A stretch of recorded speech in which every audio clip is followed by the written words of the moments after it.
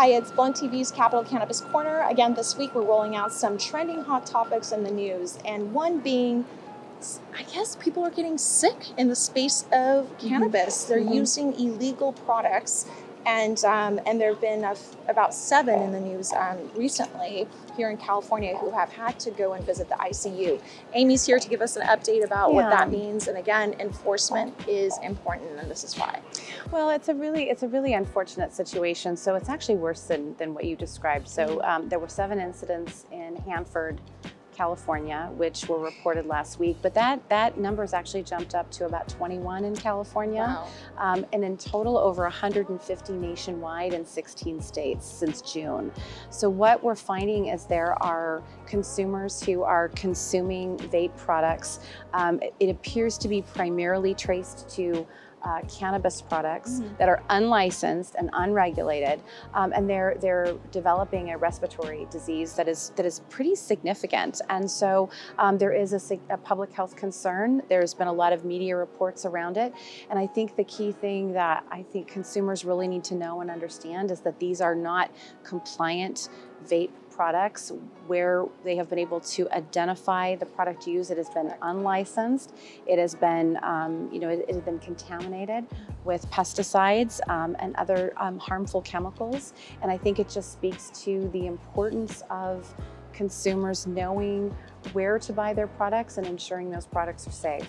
We've been doing so many of these segments over the past, 8, 9, whatever months it's been, and enforcement's been a key component here. We've been talking about labs and testing and so forth and so on. And one of the biggest concerns in this space has been consumption and safety of the public. And here we go. We're seeing people now get sick and visit ICUs and much, much worse. And so again, as Amy said, the confusion, make sure you're clear. This is what happens when folks buy and purchase and consume products from the illegal market, more so than it is from the legal market. Yeah, and I also want to make a point, because I hear this often, is there were a lot of cannabis users for many, many years that were buying products where they couldn't guarantee testing.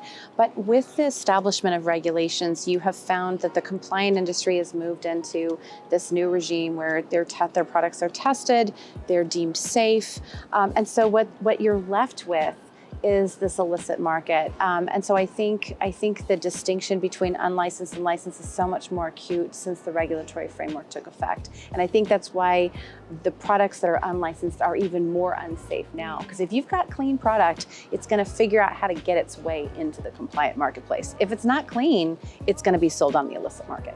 So Amy, you're always in the know of what's going on in the space. Do you think it's going to be impacting further, the FDA guidelines with CBD discussion what we had last week?